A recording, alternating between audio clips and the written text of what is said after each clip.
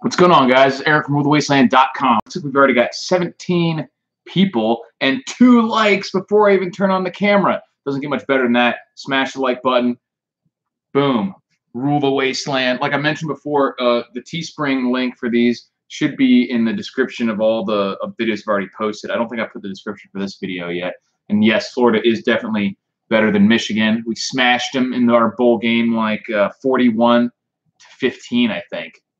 So I only won one of my. I bet that we would win because we were 7.5-point underdogs, and well, I bet that we would cover the spread, technically speaking, and I bet that the under for 50 or 51 points. I don't remember. So we didn't need that last touchdown. Could have done without that, but I still came out a little bit ahead. And I'm just happy to see Florida have such a good season after floundering for so long, like the new coach. So I'm happy with it. All those dudes in the wasteland, no girls, just saying. There were a couple girls in the Lord Among Us gang, but it's definitely a little bit gay, his whole gang. But not that there's anything wrong with that. Still a great movie. One of his groups of people is actually, you can hear him calling them the gay boy berserkers, so it's not hiding exactly. But pick up your Rule the Wasteland shirts. The next one, if you buy them now, like I said, the image will be slightly higher, and I should have one of those soon. Just so it'll show up in the videos more. But I centered it within the printing spot instead of jacking it all the way up. You had two streams on different tabs of me. You want to get that sweet echo. One thing I want to do is I got some mail, man, from Veritas Files. So I appreciate it, man. I'm gonna open this thing up. And if it has any nudes that fall out, I won't show them on the camera. If you guys send me some tasteful nudes, I won't show those. Christmas card. Thank you, sir. Yeah, man, I've seen you post before. I know you're a longtime subscriber.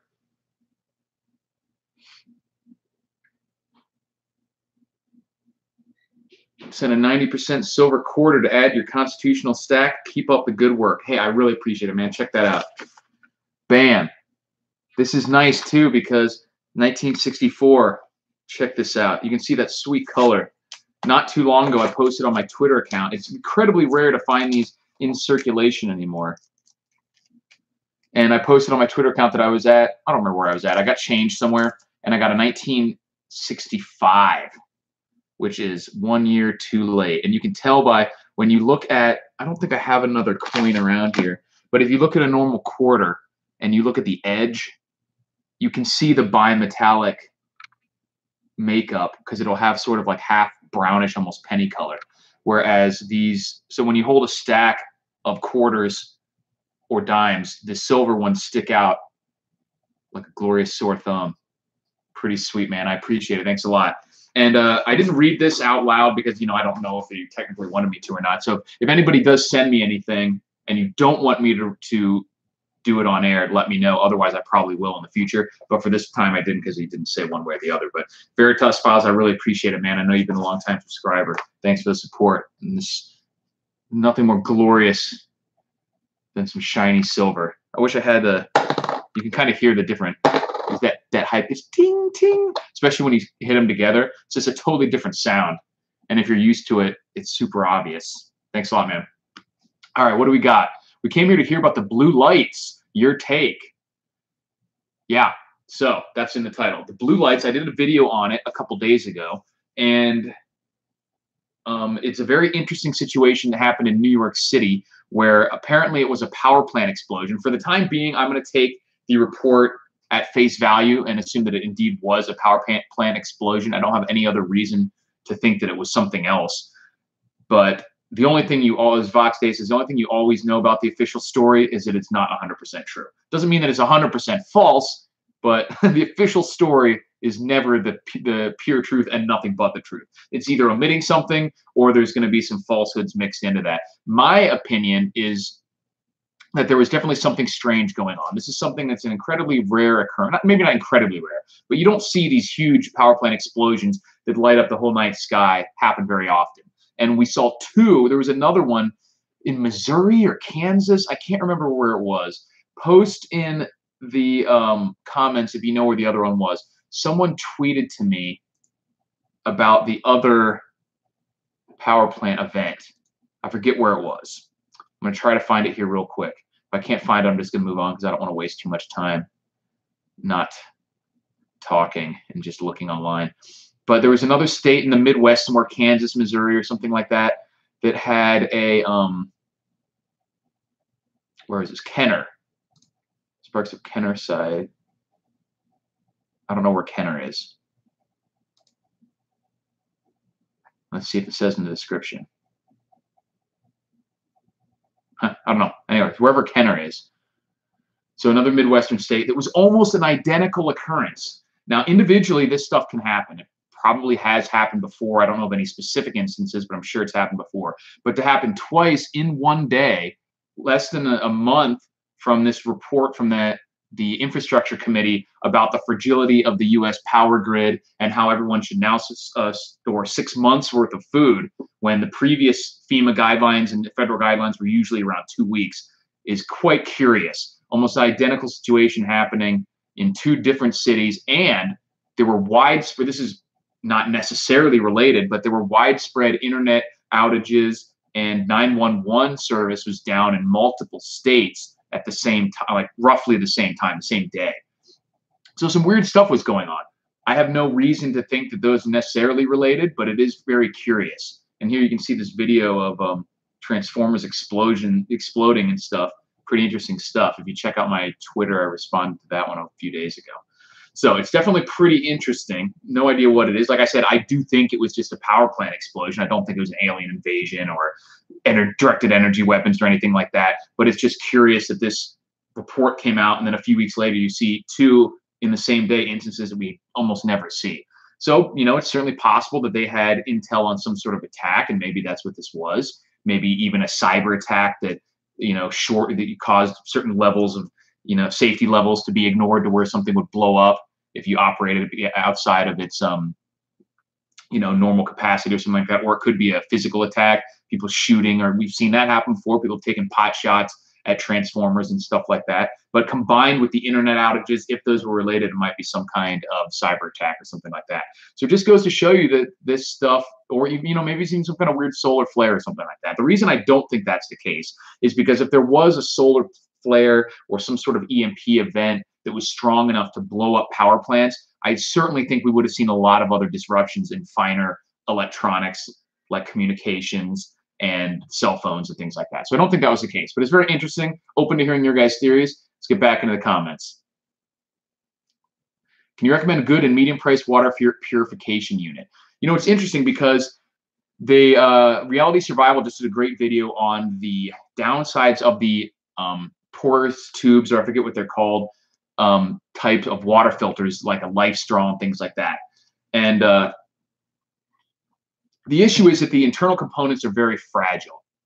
And they're fragile in such a way, or they're constructed in such a way, that if they fail, you have no idea. You can't take them apart and look at it. There's no indication, if you don't take it apart, whether any of the tubes have been ruptured or anything like that. So the really cheap filters, while they do work, they're risky. So the cheapest type of filter, we're going to say good and medium price water purification unit. The cheapest kind is probably that is super safe is probably some kind of distillation unit. I have posted about these basically stainless steel stills with some copper tubes that you can buy for like $100, I think, or you can construct one. That's probably the cheapest way. There's a video that I think I tweeted about it. I'll try to send it on the email so you get on the email list, of just taking some copper tubes, putting it onto a kettle, tea kettle, and you can distill that way.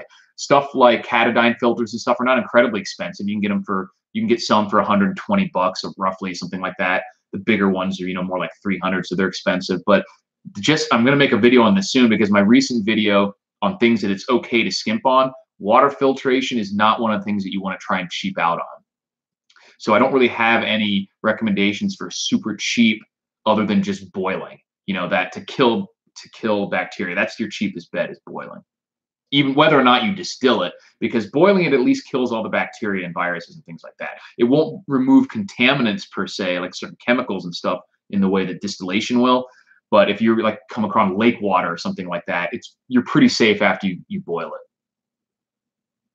Hey, Prep Princess, a few of those quarters found a silver dime ones. Yeah, I found one or two in circulation in my entire life, but I didn't start actively looking until I was in my 20s. But really cool. Heard on the radio some clip of the NY official talking about seriously about how it wasn't aliens. Yeah, I mean, obviously it looks really bizarre, and it's hilarious that the initial reports sounded so similar to like the Men in Black thing, where they're like, "Oh, it was just swamp gas refracting off Venus," and like the whole sky was flashing, pulsing blue light. Like these really kind of flippant explanations are always a little bit suspicious. But like I said, I don't doubt that it was a power plant. It certainly looked like big arcing electricity. It's just curious that it happened so soon after that report. Been thinking lately that all the events happening this year have been extremely strategic in their locations, too strategic to be coincidences. Possibly. What exactly are your other incidents are you referring to? Obviously, New York City could be considered a strategic location, but it's also where 12 million people live or something like that, 8 to 12 million people in the city alone. I don't remember exact numbers. So statistically speaking, stuff happening is going to be happening where most people are. So large cities. I got stuck in a traffic jam in Flemington, New Jersey, and same thing happened. A transformer went out of phase and started blowing up. When it got done blowing up, then opened the road. Yeah, it happens, man. But I mean, these were like massive transformers, not just the roadside ones. This was something that literally almost the entire people were filming from across the city, and you just see like it looked like the Godzilla movie where that like EMP monster was coming up. Blessings all. Hello, Joe. Bye from Good Night. What's up, Iridium? Caleb. Hi, man. Love your videos. Thanks, man. Oh, you're talking to him. Yeah, his videos are good. Berkeys are awesome. That's true. Berkeys are great. They're fairly cheap, too. Any of the ceramic filtered options are better, and Berkeys are fairly cheap. But you're still looking at $100+ to get the unit and the filters. You can not skimp, but you can kind of DIY it by getting the filters, just the filters, and then using buckets and drill in and use them that way if you really need to save some money. Sawyer, I think, are the same function as the Berkeys for a lower cost option, I believe. Great video, thank you. Course, yeah, I gotcha. It was a couple acre. Oh, I lost. Okay, it was a couple acre installation that blew up for about an hour. Yeah, it was a big place. As a former fireman, we got transformer fires on the poles. Oil-filled tanks evaporate and overheat. The kid with the 22 hits him on the bottom. The oil leaks out. Fire. Time is the mind killer. Yeah, exactly. And those are the small ones, which you'll see when those explode, you'll hear it and see it, within a neighborhood or two. But you can't see those unless you're maybe looking exactly in the right direction at the moment it happens from, half a city away. The pole transformers. I did in my neighborhood when I was a kid. We have in Florida. There's these woodpeckers. They're called pileated woodpeckers, and they're like huge. They're like the size of like a raven or some big ass bird. They're like 2 feet tall. And their beaks are 3 or 4 inches long, and sometimes they go on the power poles. And this one was hammering away at the transformer, and like for like an hour, I just heard like bang, bang, bang, bang, bang, bang. Then it would go quiet for a little bit, and then bang, bang, bang, bang, bang, bang. And sooner or later, sure enough, after like 45 minutes to an hour, I heard bang, bang, bang, boom. And then we go out there, and there's this fried woodpecker that you could see where the electricity actually traveled through its body. It had like where it entered and exited, like it's right on its like leg, like its drumstick, and on its neck, it was just like and like completely hollowed out inside. It's pretty dramatic. But so it doesn't take much to blow up those little ones. I would assume that the big ones are a little bit more robust, but there's certainly a lot of stuff that can damage them to the point that they would fail, and that's exactly why this report was released. Is that they are particularly fragile. It is difficult to replace them. Again, referencing Reality Survival, he did a video a while back showing that it's not quite as dire as they had said about how they're not produced anywhere in the U.S. and things like that. That there are some places in the U.S. that make them, but regardless of whether it's in the U.S. at all or that if it's a 3-year lead time versus a 6-month lead time, they're very expensive. They're a lot of times customized for the particular situation, and there's not just like a backup of these things. So they usually do need to be built ahead of time. So if multiple ones were to go out, regardless of whether it would take 6 months or 3 years to replace one, it would be a big problem. And regardless of whether it was in the US or in China that they had to be made, if you have multiples of these taken out especially in the large city center or large area, it could cause a pretty big problem, and it could potentially cause cascading failures with the way there's just several kind of segments of the grid that kind of rely on each other. So it could cause huge issues for sure. The 1965 quarter coin has 0 silver content. The only coins minted after 64 to contain silver are the Kennedy half dollars. Yeah, I know. That's what I'm saying. This is a 64. That's why I was referencing the one that I found was 65. I was bummed because it was so close yet so far. That's why they call pre-1965 coins are the 90% silver when it comes to quarters and dimes. For nickels, there was only a year or two that they were silver, and it was they were called war nickels because they needed nickel so badly for whatever other wartime applications they were using. It was actually, better to use silver for the coins because they didn't use that as much for wartime applications, but they desperately needed the nickel. So those are incredibly rare, even compared to these. But yeah, after 65, there are some 40% Kennedys and stuff like that. But any dime and nickel that's pre-1965, so 64 or earlier, is going to be 90% silver. And that's awesome, man. I really appreciate that. Thanks again to Veritas Files. I was looking to see if I could run our gas fireplaces in a power outage, and apparently ours have a battery backup that will fire up the pilot light. They run on D batteries.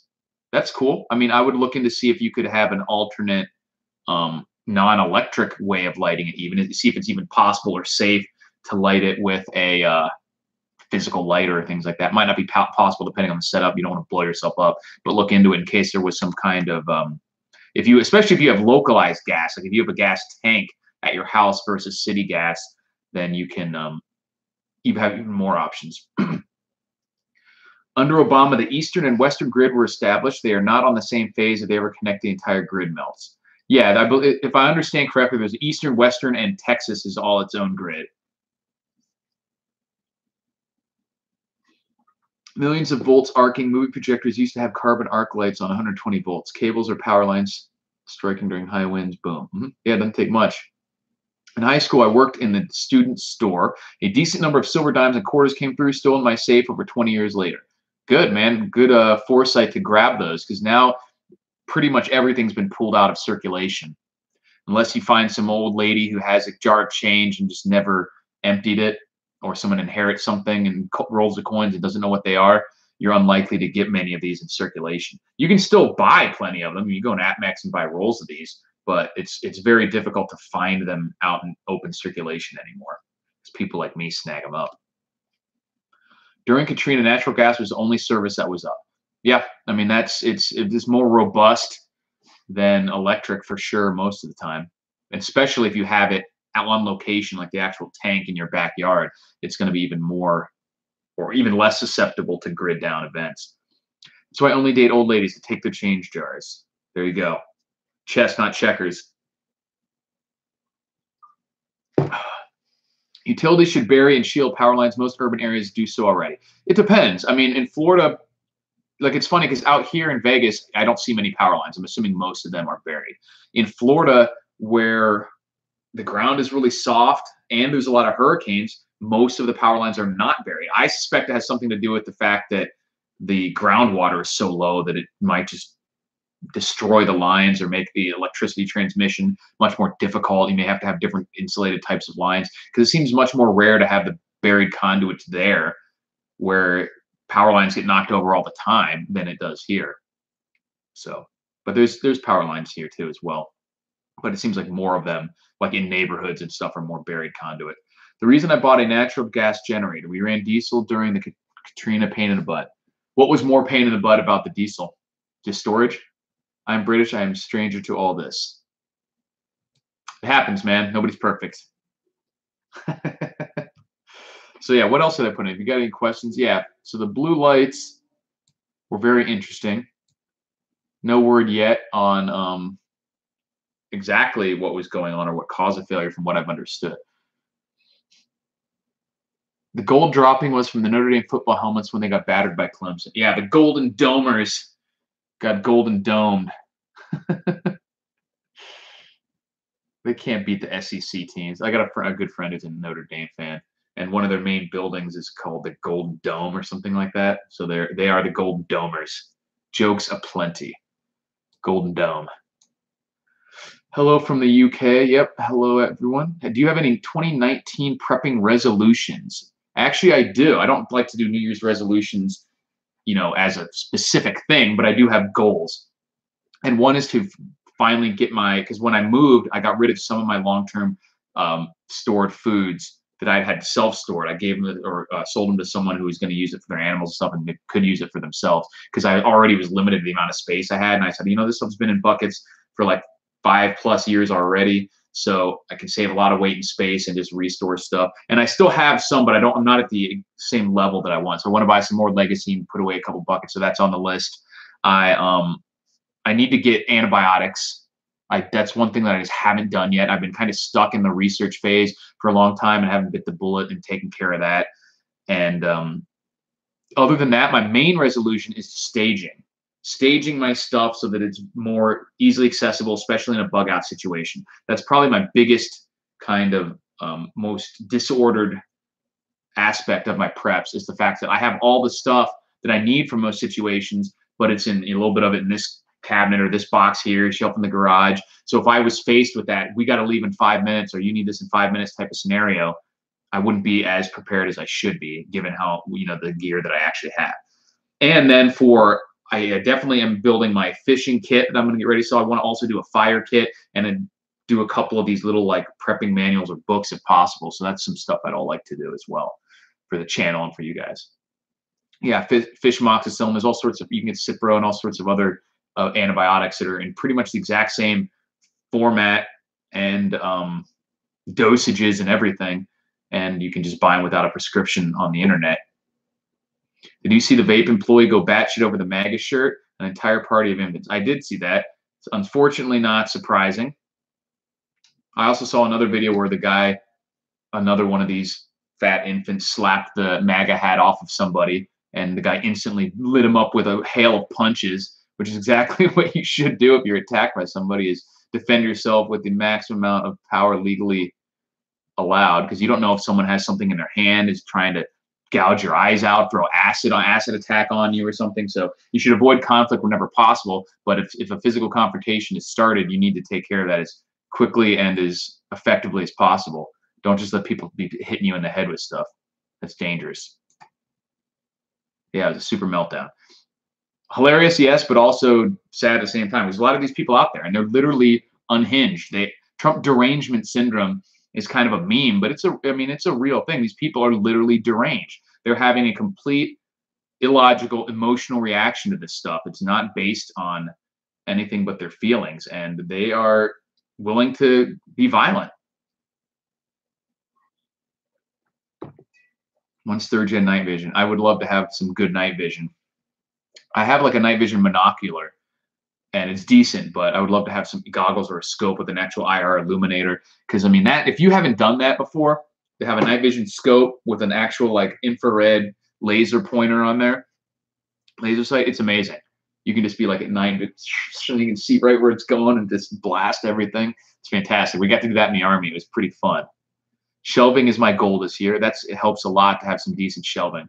Check Craigslist. A lot of people will get rid of that stuff fairly cheap, or you can make your own out of just 2x4s and some plywood. Where are you fishing in Vegas? I mean, you can go fish at Lake Mead, and I plan on doing that, but I'm talking about just making I'm going to make the survival fishing kit to sell. I'm going to make multiples of them and sell them on the website for everyone, not just for me here in Vegas.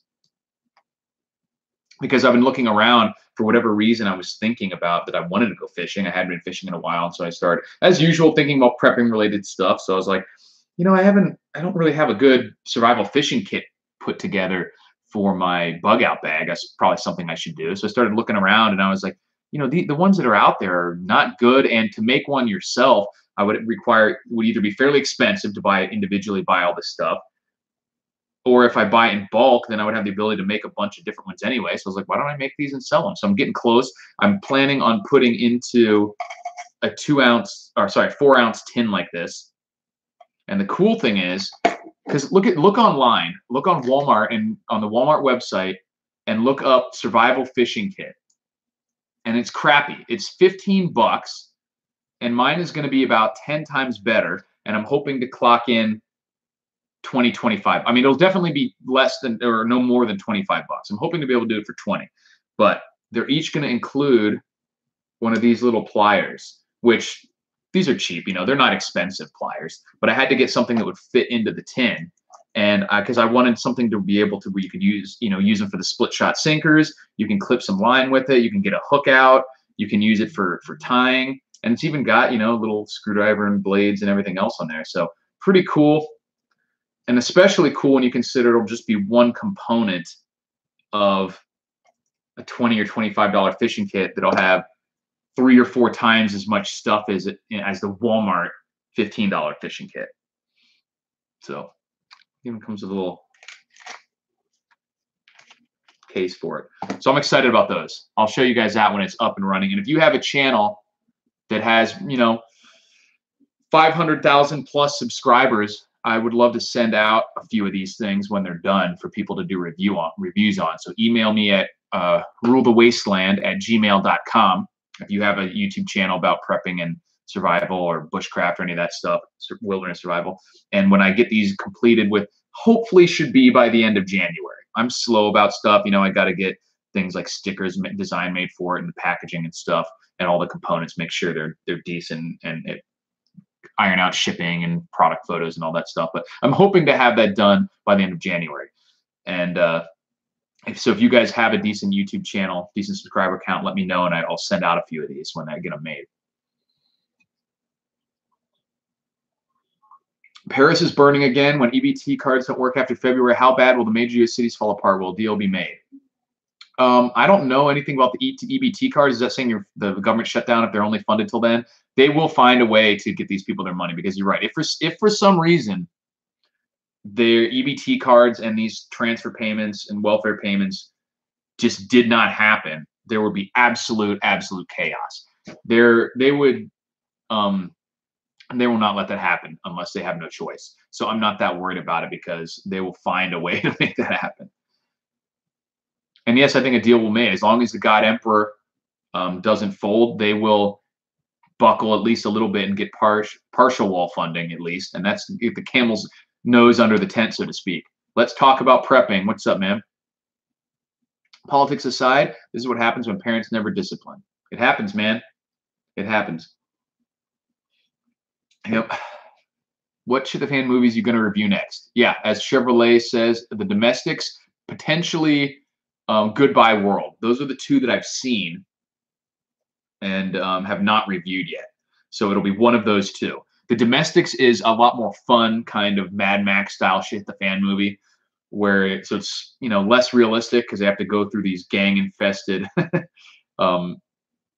areas of Wisconsin to get to where their parents are. And so it's more fun, but less realistic. The other one is more realistic, but it's the one that I mentioned in my last movie review, where it's like a group of these soy millennials, soy flakes, as it were. And it's one of the most frustrating shit the fan movies that I've watched because of how annoying these kids are. I mean, they're like my age, you know, they're people in their 30s, but what do we got about Ghost Hunter? Sightmark Ghost Hunter goggles. If there's ghosts out there, I don't even want to be seeing them. We got enough shit to worry about. Are you preparing at all for the Brexit? Oh, you're speaking to Cyclone Clan. Yeah, Brexit stuff could get weird.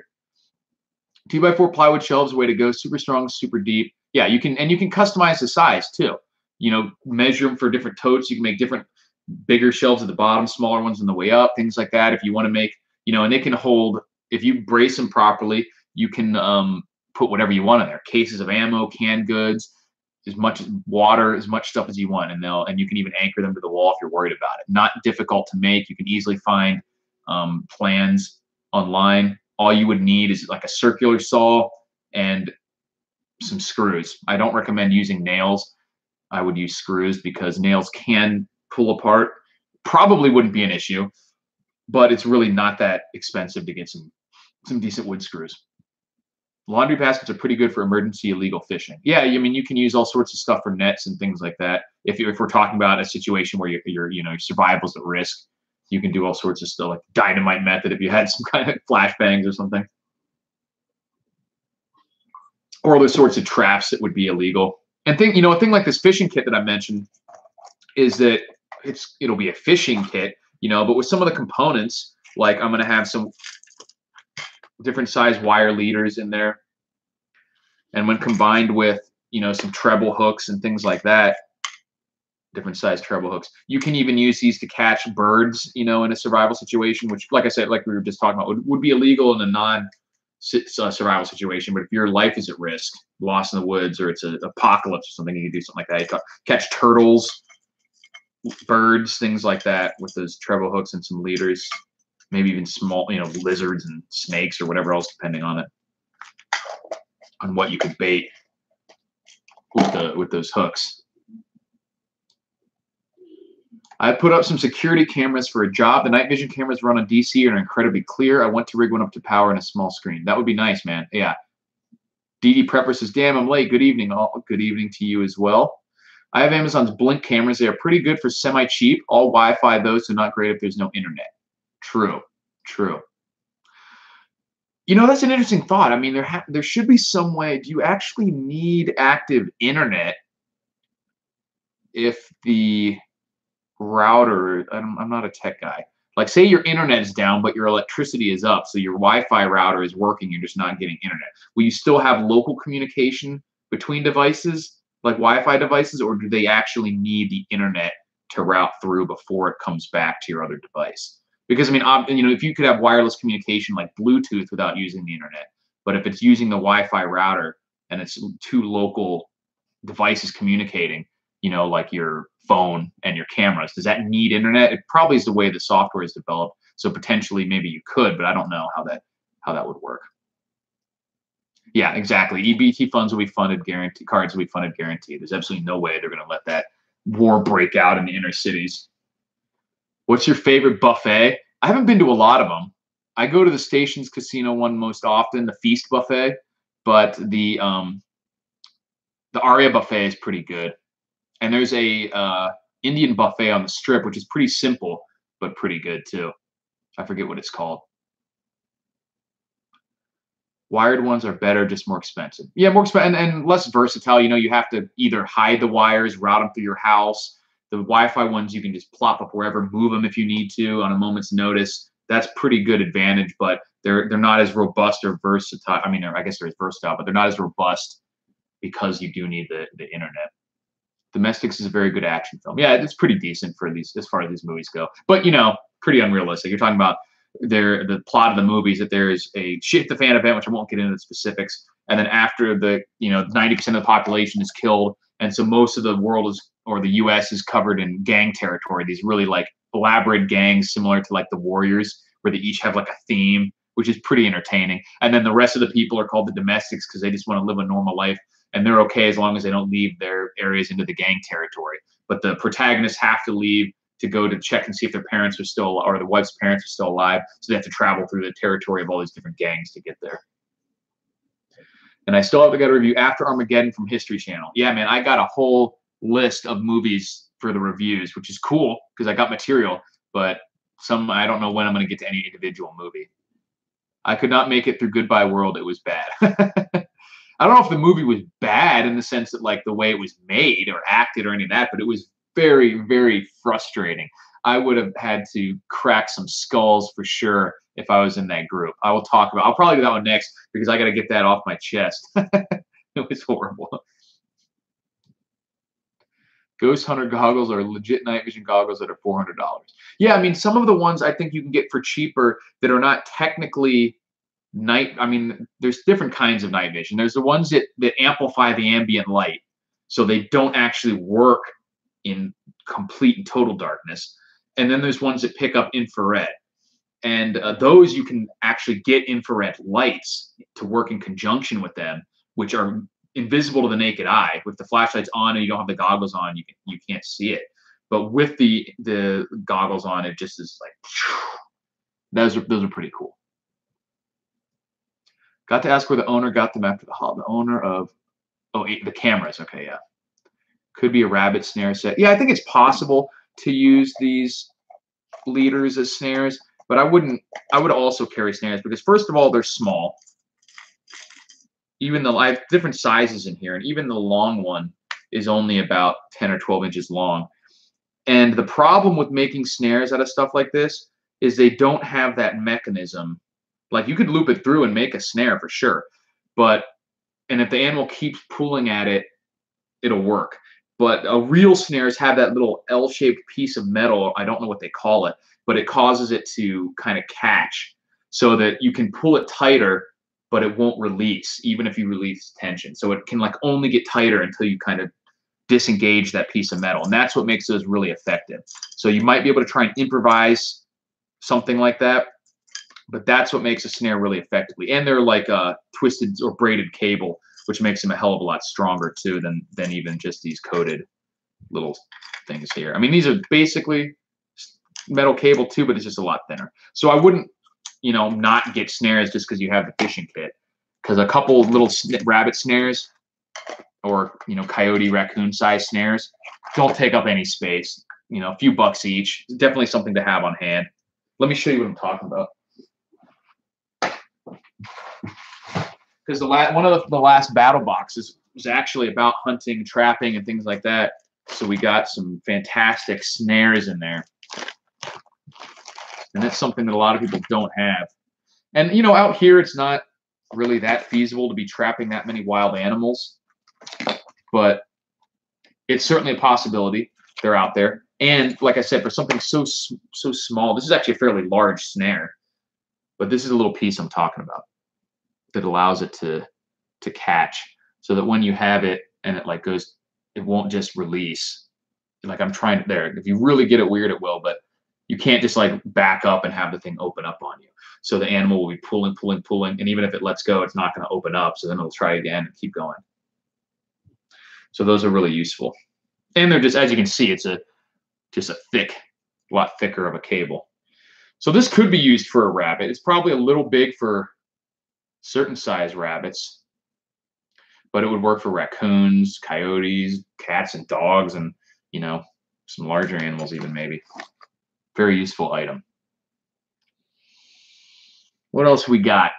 Urban Prepper has decals to put on Altoid tins. Your avatar would be good on screw top tins. Yeah, that's what I'm thinking. It's going to say, you know, Rule the Wasteland with the little avatar guy, similar to his stickers, which I actually just saw. It's funny you mentioned that because I just saw those like a couple days ago. And then they'll just have, you know, something indicating that it's what it is, a label. And it'll be probably 2.5-inch square stickers, so it'll cover most of this with maybe 1/4 of an inch on the edges, things like that. So it should be pretty cool. Leaders make great pre-made snares. Yeah, like I said, if they definitely work. If you could improvise that type of thing, it would work even better, because then it would close on you. Or, I mean, not close on you. It would not open up as easily. They still close, and they still choke them out. So I would say, if you can combine, if you had a snare like that, and this can be done with any type of snare, it's probably good. But if you have a snare made out of a more slippery wire that doesn't have that that locking mechanism, then combine it with a trap. I forget what they're called, where you just bend. You can use a figure 4 or probably deadfall type trigger, but instead of a deadfall, you have a sapling bent down, so that when they disengage or start to choke themselves on the snare, the sapling is like pulling against it. So even if it's not big enough of a tree to lift it off the ground, like maybe it might lift a squirrel or a rabbit off the ground, but a raccoon, it wouldn't. It would still be pulling against it in a way that will keep the snare tight and prevent it from just, you know, somehow getting loosened. And it'll also make it a lot harder for them to just get out of it at all. That way, even if it only gets a limb or something, they're not just going to be able to chew it off or pull it. They'll be, you know, dangling, and it'll still catch them. Will your fishing kits have mini fishing licenses? Nope, that one's on you. So if you're using any of the supplies in a non-Tryptophan scenario, you'll still have to make sure you get any of the licenses. I'm selling this with the idea that you would put it in your gear as a survival kit to be used in a survival situation where licensing wouldn't be an issue. But what I'm looking into, something to put in there, is a little tiny piece of paper, you know, sort of like a receipt that folds out and shows the different fishing knots that are useful for various situations for fishing line. Because I know people who aren't avid fishermen like myself. No, I'm saying I'm not an avid fisherman. I don't fish all that often, even though I enjoy it. I don't have all the useful knots memorized. And especially in a situation like that, you wouldn't want to lose a hook to having a shitty knot or any of your tackle or anything like that. So it'd be useful to have a little piece of paper in there that has some of those knots. And then you'll be able to use your little mini pliers that will be in there to remove hooks, cut the line, tie, help you tie, all sorts of stuff. We're going to have all sorts of cool stuff in there. So I think you guys will really like it. They're going to be 5 times, 10 times better than the other kits that I've seen out there for sale. Ooh, I lost it. Have you ever tried Forex trading? Nope. That is a recipe for disaster for most people, I think. It's one of those areas where the huge corporations use computer programs and they watch this stuff like a hawk, and they can trade in amounts and with speeds and without the fees that you do. You're at a huge disadvantage for things like Forex trading. I'm not saying it can't be done profitably, but it's risky. And it would take a lot of time and dedication to get to where you could find an edge, and especially if you're talking about trying to beat the market. Even the people who are profitable at Forex trading, if you find a way to make yourself profitable at it, it's going to be hard to beat the return that you would have gotten just putting all your money in an index fund. If you have a router, then you have local internet. That was my instinct, but like I said, I'm no techie. I should shut the net off and see if the cameras still record. Yeah, it would be a good test for sure, because that's something you need to know. Like if the internet's off, you need to know that you don't have the cameras working. You can set phone tab with the same internal up. Most camera systems I have installed will work that way. Wireless security can be jammed. Yeah, anything can be messed up. Like I said, the wireless security can be jammed or can lose signal. The wired security is harder to hide and can just be physically cut off too, or more visible, things like that. So it's just there's pluses and negatives to all these options, but any are better than nothing. That's something I'd like to get in the near future. Gill nets are legal on Yukon River in Alaska for a short period each season after main salmon run. Interesting. Do you have any larger bladed weapons, i.e. a sword? I got a short sword from Sabersmith this summer, and I freaking love the thing. I do have some swords and some larger bladed weapons. I don't have any of them in here, so I'm not going to whip them out. But I've got a couple as gifts, which are pretty awesome, legit swords. Not necessarily for the purposes of preparedness, but some good melee weapons aren't a bad thing. I saw an interesting video that someone sent me about the effectiveness of spears versus swords and different kinds of swords in individual combat. And for the most part, especially when you're talking about someone who's not highly trained and experienced with it, a spear is far and above a better weapon than a sword. Goodbye world, smoke pot and sleep around, I guess is a plan. I guess it's better than snare locks. Yeah, that's what I'm talking about. These little snare lock things. So if you could improvise that for a leader, it would work even better, because that will keep it from being able to open up on you. But it's definitely still possible. You can use any sort of wire, even some strings, to improvise snare. It just won't to improvise a snare, especially if, like I said, you do it in conjunction with some sort of device or trap that will pull it, which is not as important with these because they can't back out of them. The reason we got cameras is because some Jehovah's Witnesses freaking opened our front door to drop off their religious pamphlets. What pricks? That's pretty horrible that people would open your door. I mean, you shouldn't leave your door unlocked. Snare penny locks, micro locks, slide free snare locks. Yeah, cool. I didn't know the terminology for those. Snares overall suck unless you're packing it. They usually one-time use and are, in my opinion, harder to use in a foothold. Snares overall suck unless you're packing. I'm not sure what you mean. Snares, you're talking about trapping, work incredibly well, and they're definitely not one-time use. And I'm not sure what you mean by packing it. Harder to use in a foothold. Not sure I understand.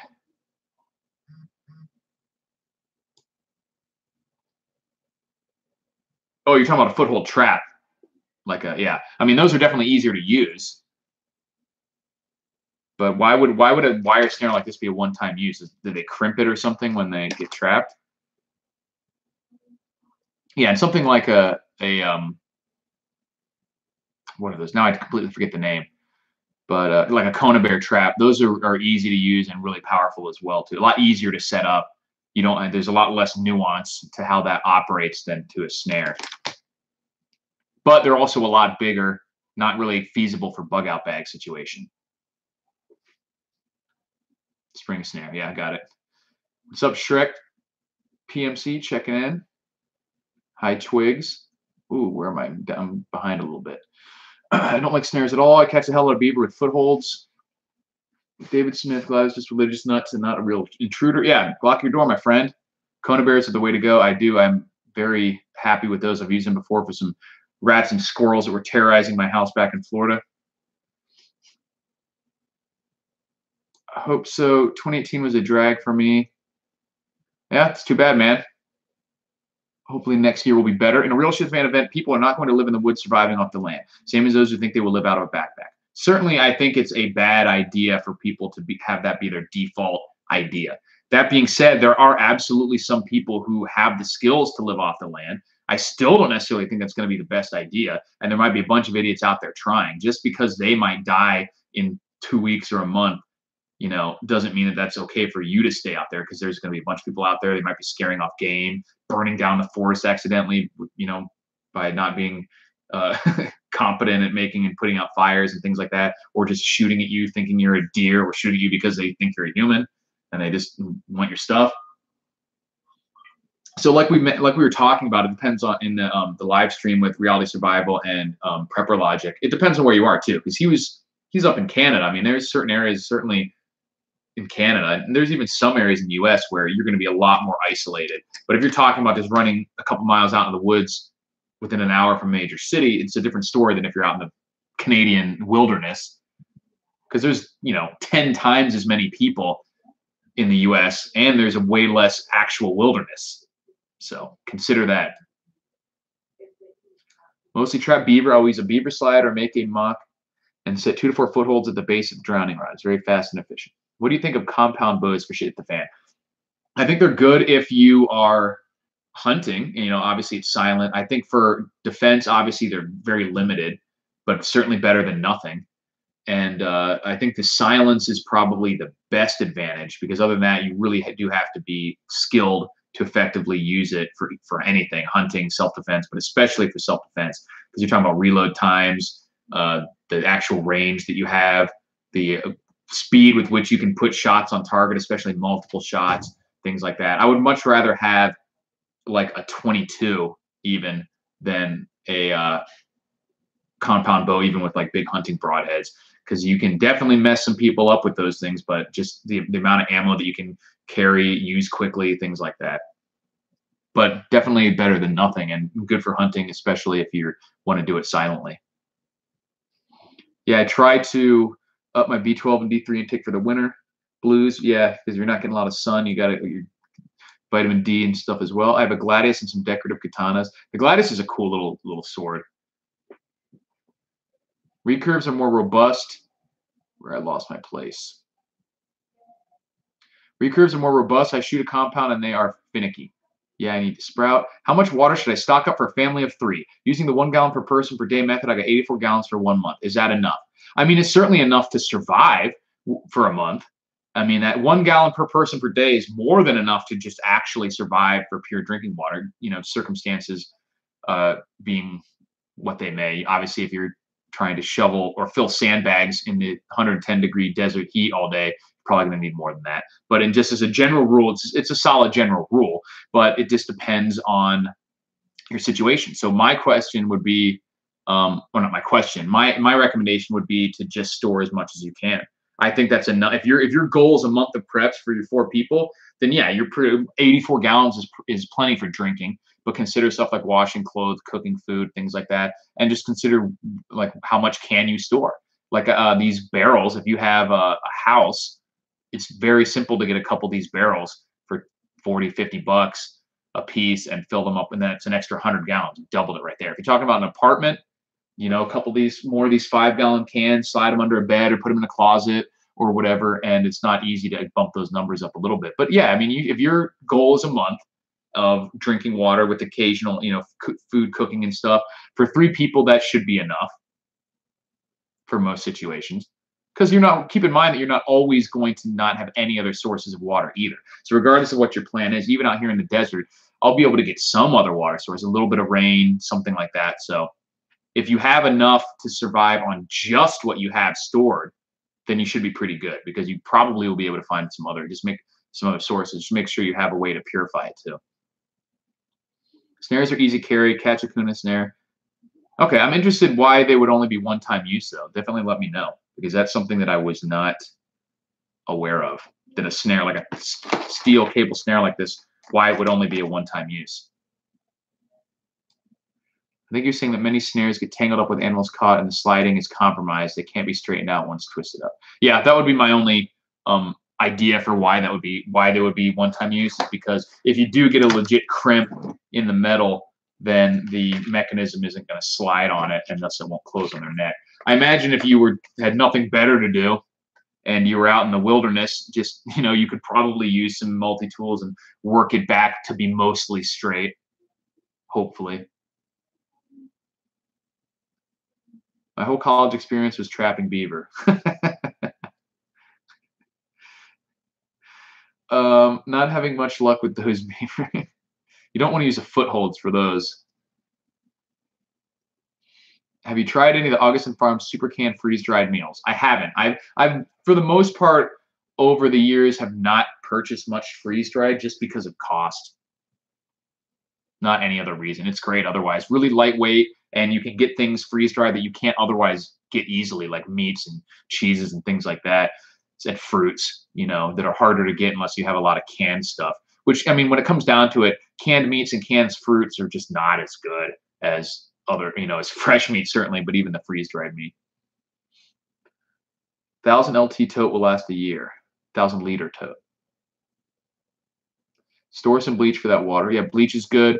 Sun oven can pasteurize water. You can use Berkey's and other type of filters, and simple boiling as well.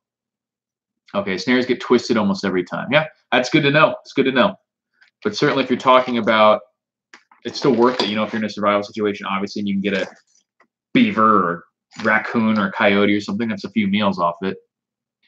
What is your favorite brand for bug out bag? When you're pointing to Maxpedition, others saying 511 72 bag. I'm not really brand loyal when it comes to the gear like that, simply because, I mean, most of the time I'm not too brand loyal to begin with, as long as it's decent gear. But also, I just haven't used enough different brands to be able to make a informed kind of critique of versus the others. But just get something that has good reviews, is actually made for people who use gear, campers, military, stuff like that. If there's, I forget who did it. Who did that? There was someone, one of the prepping channels, and they talked about some really legit expensive gear. The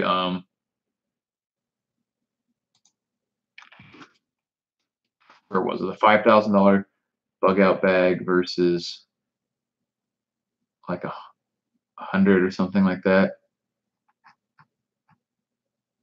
Why can't I find that? 50 versus 5,000 bug out bag. Oh yeah, here we go. It was Drop Forge Survival. Did the 50 versus 5,000 survival kit, and I think in his, where's his show more? He doesn't have these in order. Pack. Yeah, he has so much gear on here. Is it the Elberstock maybe? But these are like really expensive packs, but really good. Maxpedition, there's nothing wrong with their gear. 511, same thing. Like I suspect, as with most things like that, it comes down to preference, and features. I don't think you're really going to see any significant difference in reliability amongst a couple brands like that. You just want to avoid like the Walmart level off-brand stuff that isn't really built for people who are going to be using this stuff regularly in rough situations. Cold steel bore spear is the best of both the sword and the spear world. Yeah, if you get a short spear of, yeah, you don't want like I think the sweet spot, if you're talking about fighting a person, you want like a 6 to 8 foot spear. 3 to 4 feet is a little short. Because you can always choke up on a 6 foot spear and you don't have too much behind you to mess with you. 3 feet is going to be hard to even use double-handed. You're going to have to be really close to like if someone has a machete and you have a 6 foot spear, they can't get anywhere near you. and you can thrust so quickly. I'll put the link to that video I was talking about. It was pretty eye-opening for someone who's not really into like all that medieval LARPing and everything, and all that stuff. It was pretty interesting to see how that works in real situation with people who don't train. Like all the spear users in that video were untrained with spears. And I think for the most part, they still practice with swords and stuff. So they might be familiar with what the other person was trying to do. But it's so intuitive to be able to use a spear. And so even a relatively untrained or unfit person can do a pretty quick thrust with a spear and then reset and do it again. Whereas if you're talking about swinging a sword, it's much more difficult to do well. Why would you want to give up one thing that gives a spirit's advantage? Yeah, exactly. I mean, I think the length is what gives it its advantage. Otherwise, you might as well just be using like a knife to stab it. Like certainly a 3-foot spear is going to give you more range than a machete or something, but I would go with a 6 to 8 foot spear. Longer than that, and it becomes unwieldy. You know, you don't want to be on horseback or something. And shorter than that, and like you were saying, you're giving up the advantage.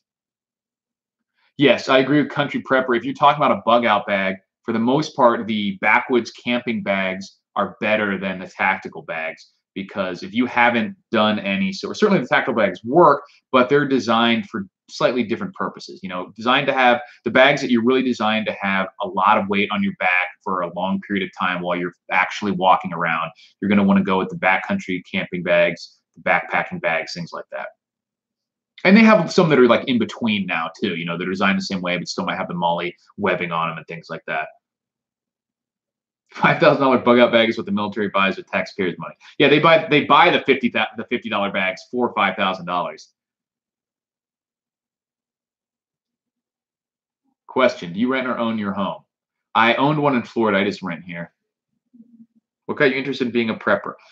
There was no specific thing. I mean, I always just kind of had that mindset of looking at a situation and seeing all the possible outcomes, as being a very analytical person and being a very prepared person. Just the way I do things is, you know, prepare for what I see as all the possible scenarios. So obviously that mindset is just right goes along with prepping. And then combine that with my understanding of just the fragility of our modern system and everything, and just recognizing all the various things that can happen, and sort of came naturally.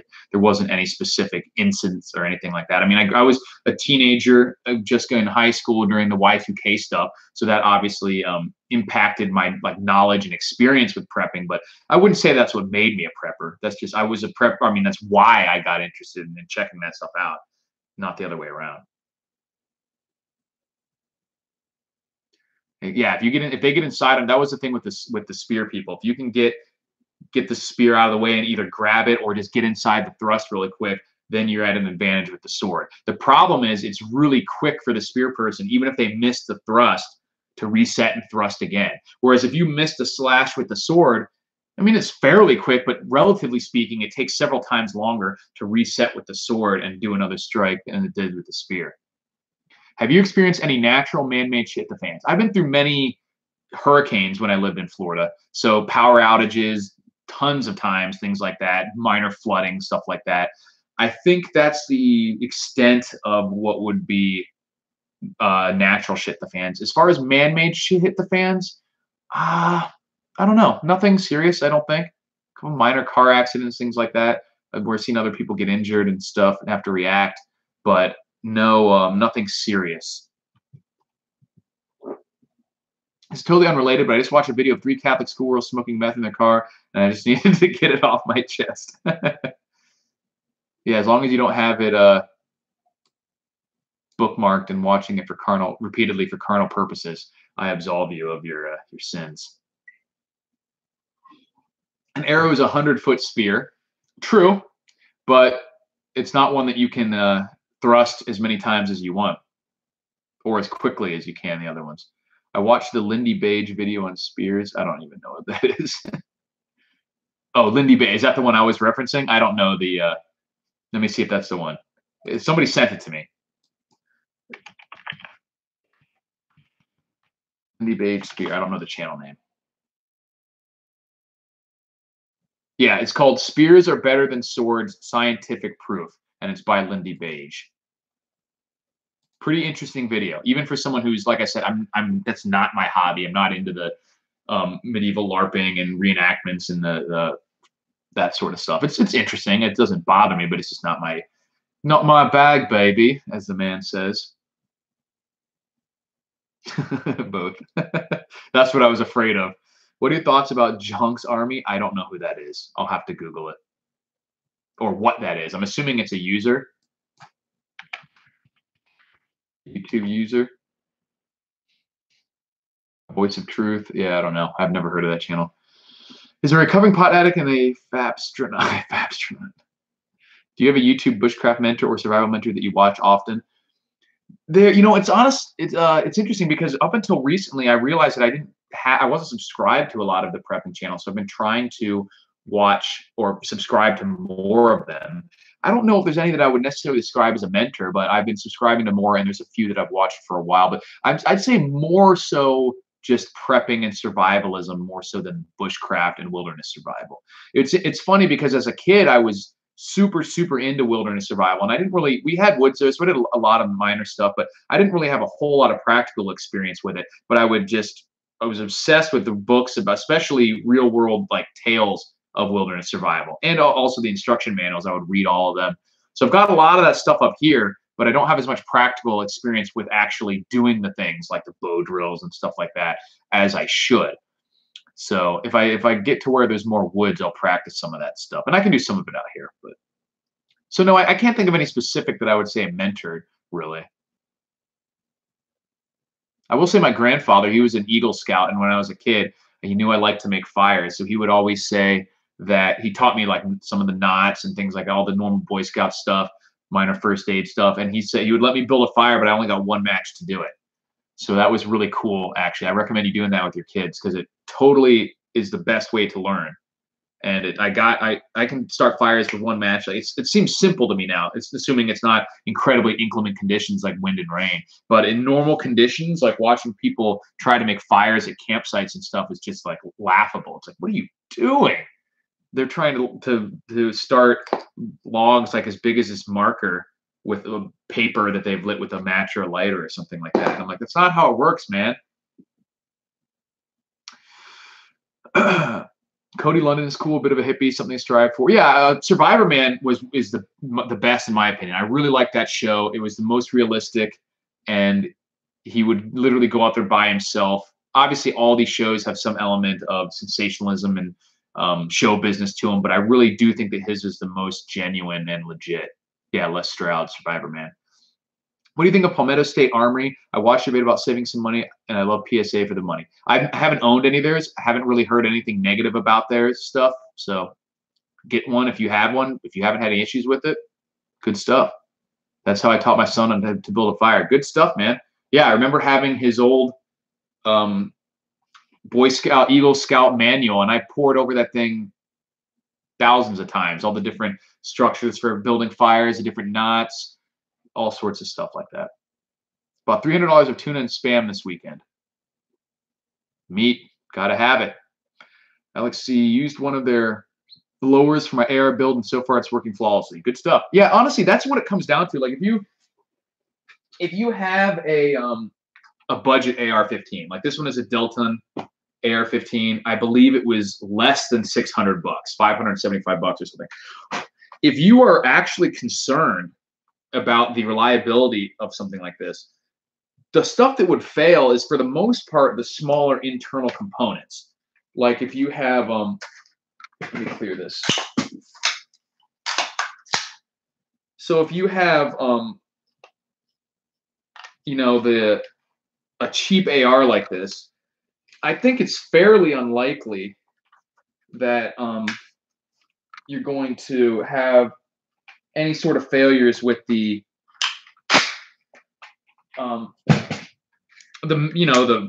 lower receiver, the upper, stuff like that.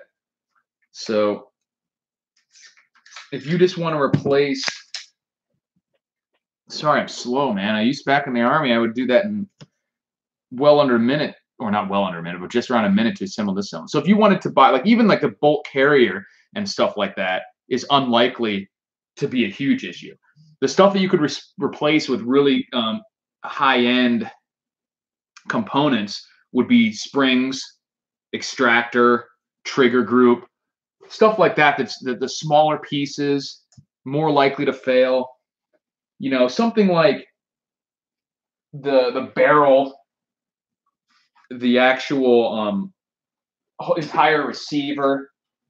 You know, they're just big pieces of metal for the most part. And sure, anything can have a failure, but if you really wanted to get the best of both worlds, less price and more resilient, you could do something like that and just replace those interior components that are the ones that actually cause most of the issues: springs, extractor, the internal components, bolt carrier group. Like this, the actual bolt carrier, it's probably fine, but the bolt itself, the pins, the springs, things like that. That's what's going to give you most issues, if you have issues at all. So that's what you could do if you're really worried about it. Spam, spam, spam, egg and spam. So I like spam, especially when it's fried. I don't really dislike it not fried in a pan. Eric, do you just film these on the webcam, or do you have a DSLR or what? I film this as a webcam right now. All the videos that you see me sitting here talking in front of this are the webcam. I have a Sony or a Canon G5, I think it's called. Let me make sure I have that right.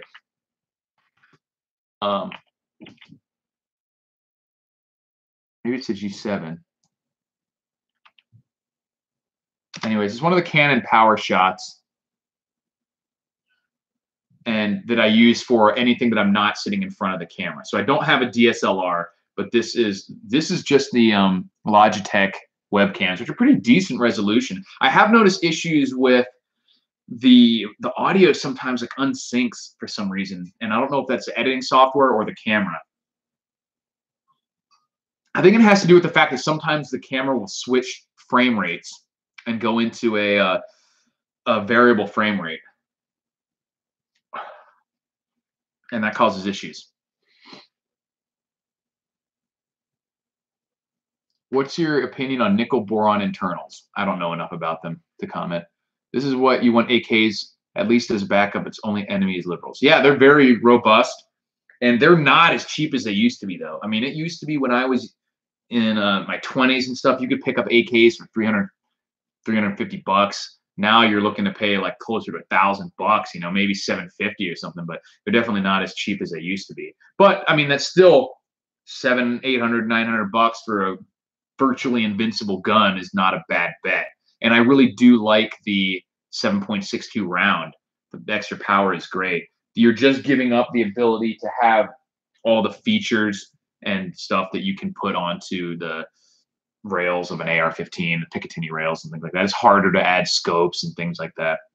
Have you ever used a flintlock rifle? I have not. I like the ammo cost. Yep. You can get some really cheap military surplus ammo for the 7.62.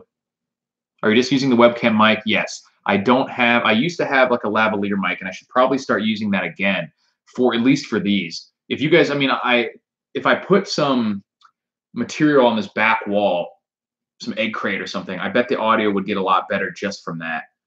But the mic would probably help. The reason I stopped using the mic is because the Canon camera that I use, and this is my biggest gripe with it, it's really my only real gripe with it, is it doesn't have the ability to use an external microphone. It doesn't have a port to plug in an external mic. So I sort of got away from using it just because I couldn't, and then not even thinking about it when I use the webcam here. Because for the most part, this audio is okay. It's not terrible, but it probably would be better. How much ammo do you keep for AR-15? I'm not going to tell you exactly how much ammo I have for anything, but I recommend 1,000 rounds. It's just a nice even number. There's obviously, I'm not saying that 1,000 rounds is significantly different than either like 800 or 1,200, but it's just a good even number. It's an increment that you can buy ammo in already and get a big drop in price, or not a big, but a noticeable drop in price. And it's enough that should cover you for a lot of situations. Now, that's just for your storage ammo would be my recommendation. If you're a regular shooter, then you have as much ammo as you want for that, other than your 1,000 rounds of shit the fan preps. That's just my recommendation. Yeah, you can only carry 250 rounds. That's like a normal combat loadout amount, so you can carry more if you wanted to, but that doesn't mean that any more is wasted.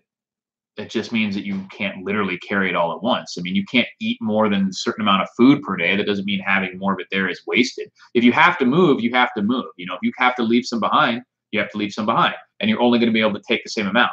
as you would otherwise. That doesn't mean that it's bad to have extra because you might not have to move. You might not have to leave it, and then you have more. What new YouTube projects have you got for 2019? I want to start doing some interviews, is what I would like to do. Some great guys out there talking about other aspects, specifically like with the financial and economic turmoil that we're seeing. That stuff really interests me. I'd like to start interviewing some people about that. Like to do a lot more outdoor vids, not just sitting in front of the camera here. Like to do a lot more outside.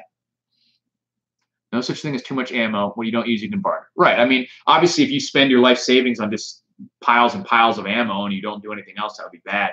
But I can't think of a situation other than maybe a roaring inferno in your house where you're going to be like, damn, I wish I didn't have so much ammo. If you have to move, put it in your trunk. And if you can't, like I said, then you just leave it. How is that any worse off than if you just didn't have it to begin with? You'll just feel bad while having to leave it. But if you, like, say you can carry 500 or 2,000 rounds of ammo when you leave to somewhere, and you have 100,000 rounds. If you do have to leave, you're going to be in the same position as the person who only had 2,000 rounds. But in all the other scenarios where you're not leaving and you're staying, you're in a much better position. So something to think about. I do agree that you can only get into so many shootouts before you're able to flee, but you never know what's going to go on. You could be hunting, you could be all sorts of crazy stuff. Maybe giving it, like, some of your family and friends show up and you need them to be able to have ammo as well. 1,000 rounds is not that much, especially if you even do get into any sort of defensive situations. You're laying down some cover fire and things like that. That's not that many rounds.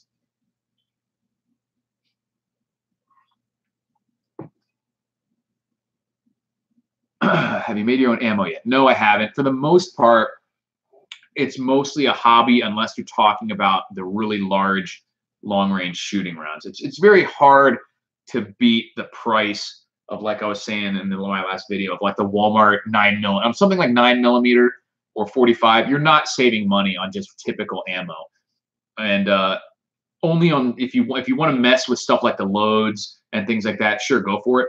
And if you're talking about like 50 cal or Lapua and stuff like that, or 300 Winchester mag, yeah, you can save money loading your own.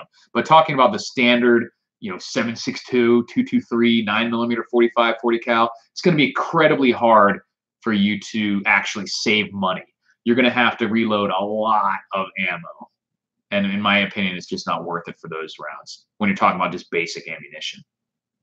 Any plans to grow the main back out? I've been thinking about it, man. I've been thinking about it. I've been looking around at different various employments here because as much as I love not having to work for someone, I need more preps. I need a motorcycle badly, and I'm not willing to wait any longer. So I probably will keep it like this until I figure out what's going on with that. And if not, maybe I'll grow the Lion mane back out again at some point. So as the older I get, the more impressive it gets too. So there are only 2 times when you can have too much ammo: if you're on fire or swimming. Very true. I agree. You should have a couple $100s worth of junk silver. I agree. Some test rifles have went thousands of rounds before cleaning. One shot 20,000. Yeah, and something to consider about those tests though is that just like with driving a car, like miles or anything else, 20,000 rounds without cleaning done in a quick amount of time is probably going to have less failures than 1,000 or a couple thousand rounds of cleaning and then not cleaning it for a long period of time. I think it's more related to the gun sitting there uncleaned for a long amount of time than using different kinds of ammo and things like that, than sitting in a lab with the same kind of ammo in basically one instance that's going psh, psh, psh, and getting eventually through 20,000 rounds after a few days or whatever. Walmart is the devil. What is Marine saying?